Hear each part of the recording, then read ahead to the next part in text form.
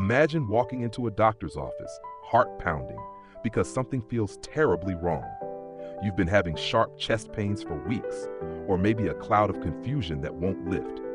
You know it's not just getting older, but the moment you sit down, the doctor glances at your chart, gives you that half smile, and says, "Well, you are in your 70s. What did you expect?" That's it. No further questions. No tests. Just a polite dismissal that leaves you walking out with the same worry you walked in with. Only now you feel smaller, unheard, and a little more invisible. Wisdom beyond 60, dear everyone. This is not just frustrating, it's dangerous. Because every time your concerns are brushed off as normal aging, you risk missing a treatable condition that could change or save your life. The truth is, this kind of age bias in healthcare is silently cutting years off people's lives. Studies show that when symptoms are waved away as part of getting older, serious illnesses are overlooked nearly half the time.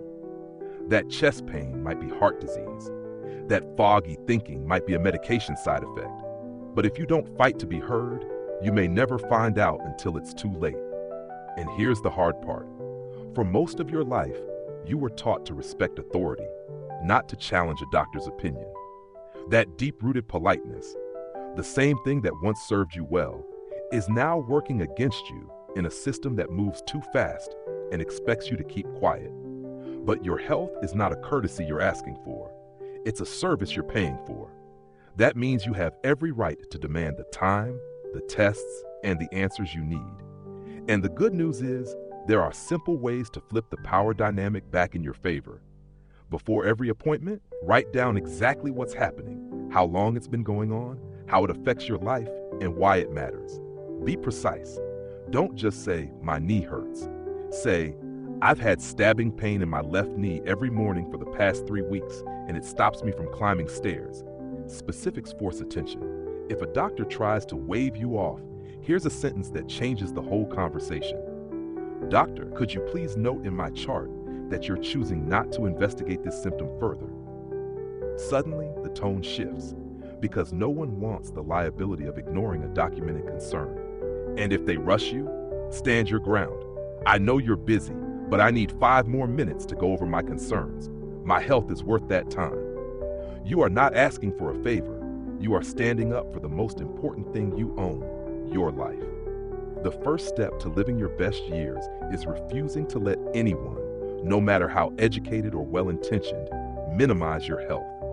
Your body has earned decades of experience. It knows when something is wrong. You deserve a doctor who listens as closely at 70 as they did when you were 30. And if you don't have one yet, keep looking until you find one. If this already has you thinking, "I've been there," then stay with me, because what comes next might just shock you even more. We're going to talk about financial traps, emotional manipulation, and the subtle ways society tries to make you invisible. But first, hit that subscribe button so you don't miss the rest of this eye-opening journey. Your support keeps this channel alive and fuels more content that puts your power back where it belongs, with you. Now, I want to hear from you. Think about your own experiences with healthcare. Here's your question. A, I've been dismissed by a doctor and it made me lose trust in them. B, I've never experienced dismissal and always felt heard. Drop your answer, A or B, in the comments, and let's see how many of us have faced this silent but dangerous problem. It often starts with someone you love, a trusted voice, a familiar smile. They lean in, lower their tone, and with just the right amount of urgency, they say, "I really need your help, and I need it now."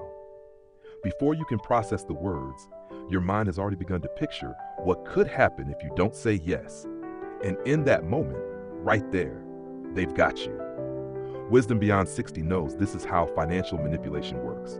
It's rarely the stranger on the phone you've never met. More often, it's a family member, a close friend, or someone in your inner circle who knows your values, your fears, and your desire to be generous. I once heard about Margaret, a 74-year-old widow, who thought she was investing in her grandson's once-in-a-lifetime business opportunity. He told her the money would protect her future, that it would multiply, and give her peace of mind. But when the truth came out, it wasn't a business. It was a cover for his gambling debts. She didn't just lose $40,000. She lost trust. She lost the feeling that her family was a safe place. And worst of all, she blamed herself for being stupid. That's the cruelest part of financial abuse. It doesn't just take your money, it takes your confidence and your dignity. The numbers tell the story. Seniors in America lose over $36 billion every year to financial exploitation, and 60% of that comes from people they know personally. Think about that. It's not the far-off scammer with a fake email. It's often someone who shared your dinner table, someone who's heard your stories, someone you've helped before, and they know exactly which buttons to push. Maybe it's the fear that your savings will disappear. Maybe it's the guilt that you won't help when they need you most. Or maybe it's the unspoken fear of being alone if you say no. So how do you stop it? You start by breaking the cycle of urgency. Create a personal rule. Any financial decision over a set amount, maybe $100, maybe $500, requires a full 24 hours to think about. No exceptions. If it's a real opportunity, it can wait. If it can't wait, it's not real. Next, choose a financial sounding board. Not a child, not a grandchild, someone outside your immediate family who has nothing to gain from your decision. An old friend, a financial advisor, or even a community advocate who understands the games people play. You also have to learn the language of manipulation. Listen for phrases like, "This is just between us," "You need to act now," or "Don't tell anyone else, they'll just talk you out of it." Those aren't just red flags, they're alarms. And when you hear them, you don't negotiate, you end the conversation. If the pressure comes from family, you can protect the relationship and your finances with a clear, loving boundary.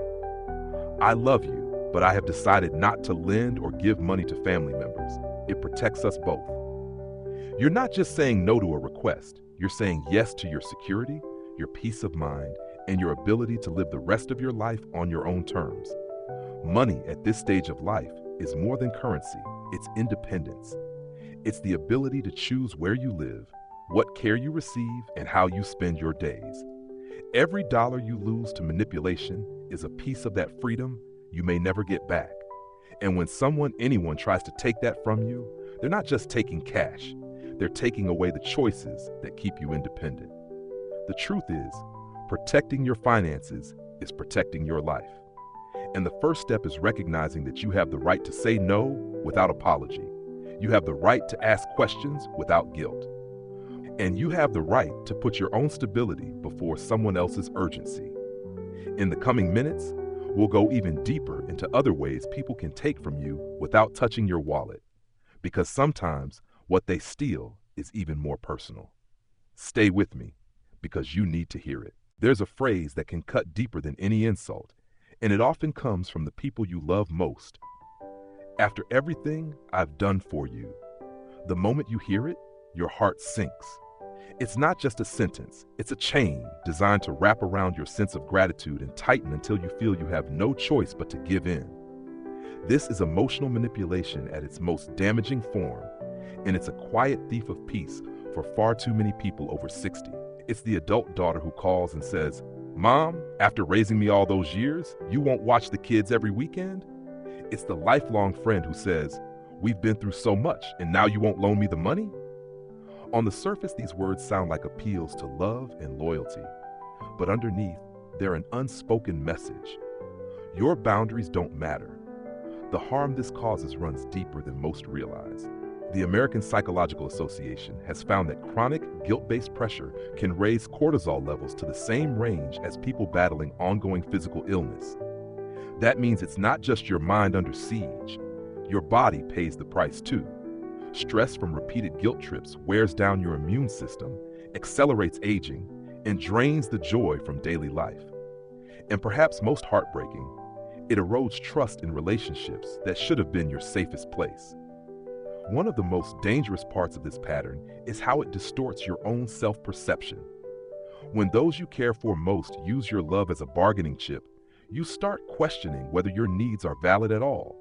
You begin to believe that saying no is selfish, even when you are exhausted, hurting, or simply unable to give. But here's the truth. Kindness and generosity in the past do not create a lifetime contract for the future. You have already done your share. raising children, supporting friends, being the steady hand others leaned on. Your worth isn't measured by how much of yourself you can keep sacrificing. Breaking this cycle begins with recognizing the formula. Emotional manipulation often follows the same path. They remind you of a sacrifice they made or a favor they gave, attach a current demand, and then imply or state outright that refusing will damage the relationship. Once you see this pattern, it's harder for them to use it against you. The next step is learning the art of the broken record. Choose one calm, clear response, something like, "I understand you're disappointed, but my answer is no," and repeat it without explaining or defending. Each time you defend your no, you give them more openings to push harder. It's equally important to set consequences and follow through. That might sound harsh, but boundaries without action are just suggestions. You can say, "If you keep pressuring me after I've answered, I will end the conversation." And then do it. Hang up, leave the room, or change the subject and refuse to return to it. By holding the line, you're not only protecting yourself, you're retraining others to respect you. Sometimes, the most powerful shift comes from flipping the question in your mind. Instead of asking, "How can I keep from disappointing them?" Start asking, "Why are they comfortable manipulating me in the first place?" That one question reframes the situation entirely. If a relationship can't survive without you constantly giving in, then the problem isn't you. It's the imbalance they've grown used to. Love doesn't manipulate. Real love respects boundaries, even if it's not immediately convenient. If someone consistently uses your history together as a tool to get what they want today, they're showing you that the relationship is conditional. And you deserve more than that. You deserve relationships built on mutual respect, not emotional debts. Standing up to guilt trips won't just protect your mental health. It will restore your sense of self. It will remind you that you have the right to say no without losing love, to protect your peace without apology, and to live these years by choice, not by obligation. The next time someone begins a sentence with, "After everything I've done for you," take a breath, stand firm, and remember, your past kindness was a gift, not a leash. Loneliness doesn't always arrive with silence. Sometimes it sits next to you at a crowded table while conversations swirl past as if you aren't there. It's when family gatherings revolve entirely around the younger generation and your voice never makes it into the room. It's when friends stop calling, not because of a fight, but because they assume you wouldn't be interested or capable of joining in. And slowly, without anyone meaning to, your world shrinks. The truth is, this isn't just a matter of feeling left out. Social isolation can be as damaging to your health as smoking 15 cigarettes a day. That's not an exaggeration. It's what the research says. People cut off from regular meaningful connection face a dramatically higher risk of dementia, stroke, and even early death.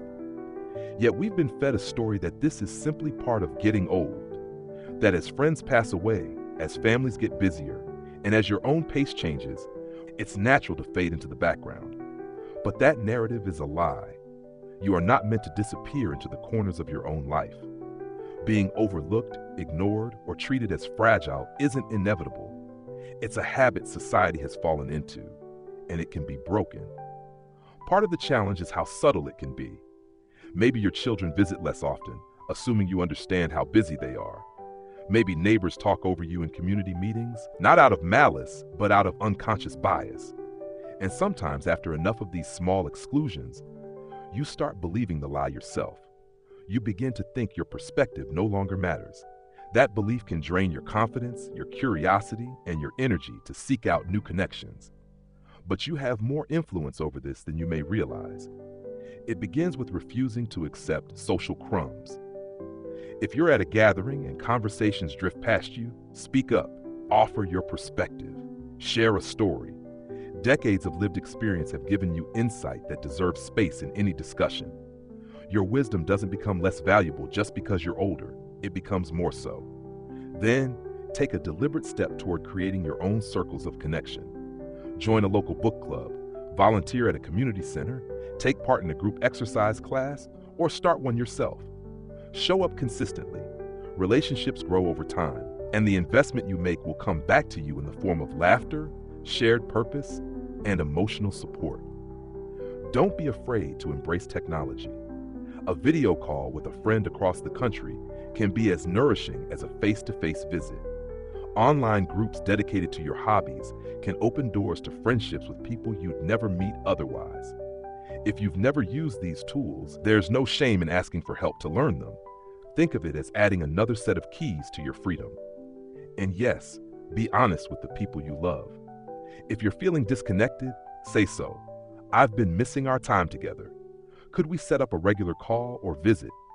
Often, they simply don't realize how much their absence matters to you. By voicing it, you give them the chance to choose differently. Finally, remember that you don't have to wait for an invitation. Host a dinner, organize a game night, plan a group outing. When you take the lead, you not only create opportunities for yourself, you inspire others to do the same. Isolation is not a destiny, it's a problem with solutions. You deserve relationships that energize you, conversations that challenge and delight you, and a community that sees you as an essential part of its fabric. The world needs your stories, your humor, your presence. Refuse to be invisible. Step back into the center of your own life and watch how it changes not just your days, but the days of everyone lucky enough to know you. Ageism doesn't always come in the form of open insults or outright discrimination. Often, it's woven quietly into everyday moments. A store clerk who automatically speaks slower and louder as if you can't understand. A tech support agent who assumes you won't grasp a simple instruction. A younger person finishing your sentence before you've even completed your thought. And sometimes the sting comes from those closest to you.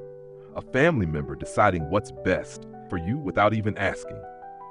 But the most dangerous assumption of all is the one that's rarely said out loud, that your best years are behind you and you should gracefully fade into the background of life. That belief is not just wrong, it's devastating.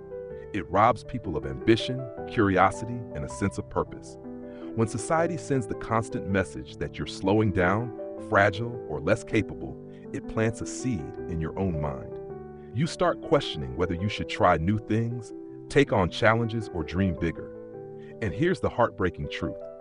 When you believe you're in decline, you're far more likely to act as if it's true. That self-fulfilling prophecy is what accelerates aging far more than the number on your birth certificate ever could. History is full of people who shattered this narrative. Colonel Sanders franchised KFC at 62. Laura Ingalls Wilder published her first book at 65. Grandma Moses began painting at 78. These weren't lucky exceptions. They were people who refused to let the world's assumptions set their limits. And their stories prove that life's richest chapters can still be unwritten, no matter the age printed on your ID.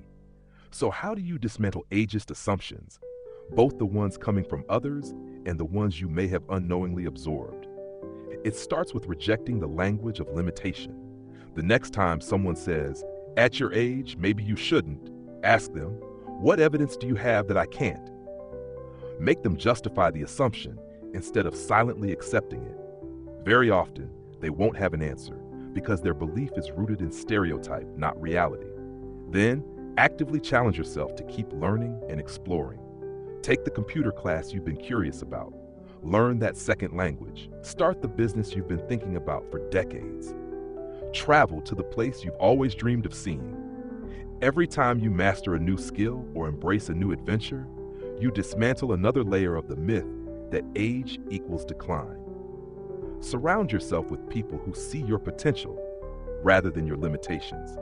That might mean seeking out new friendships, finding healthcare providers who see you as a partner in your own care, or creating boundaries with those who constantly frame you as incapable. These shifts send a clear message to yourself and to others that you are still very much in the driver's seat of your own life. And when you encounter ageism directly, speak up.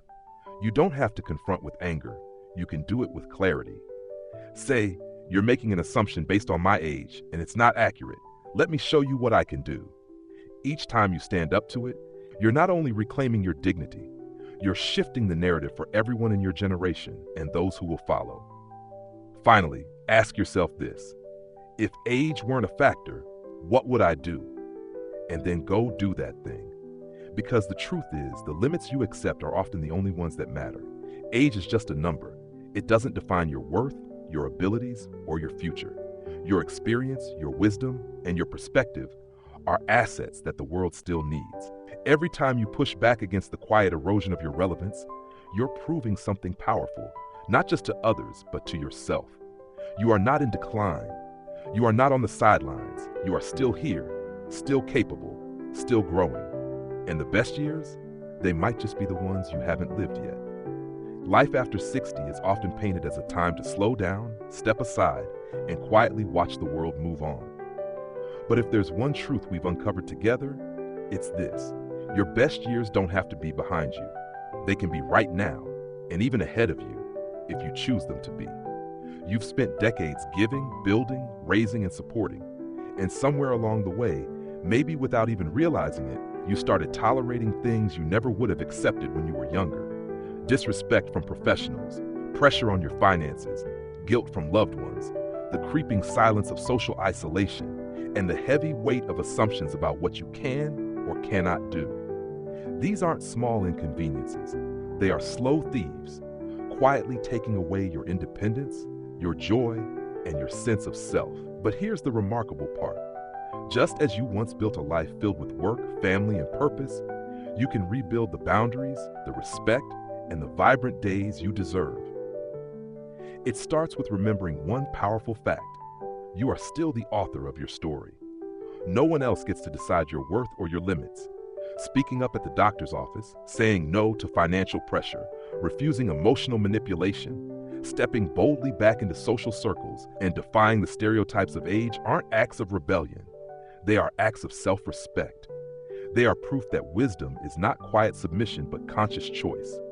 For those of you watching, the lesson here is simple but profound. Your time, your energy, and your voice are precious, and they matter now as much as they ever did. Age has given you clarity. Use it. Stop thinking of boundaries as walls keeping people out, and start seeing them as doors that only open to those who treat you with care. And when the world tries to shrink your space, expand it. Learn something new, plan that trip, join that group, or simply say, I'm still here, and I have more to give. Applying this to your life doesn't require a grand gesture. It can be as small as making one phone call to reconnect with a friend, as deliberate as creating a budget you protect fiercely, or as bold as signing up for a class you've always wanted to take. Change happens in moments like these, tiny choices that add up to a life that feels your own again. Now I'd like to hear from you. Which of these changes do you feel would make the biggest difference in your life today? Please share your thoughts in the comments. Your answer might inspire someone else to take that first step. And if this message spoke to you, if it made you stop and think about your own life, I want to invite you to be part of our Beyond 60 Wisdom family. If you find these videos meaningful, uplifting, and worth sharing, please subscribe to the channel.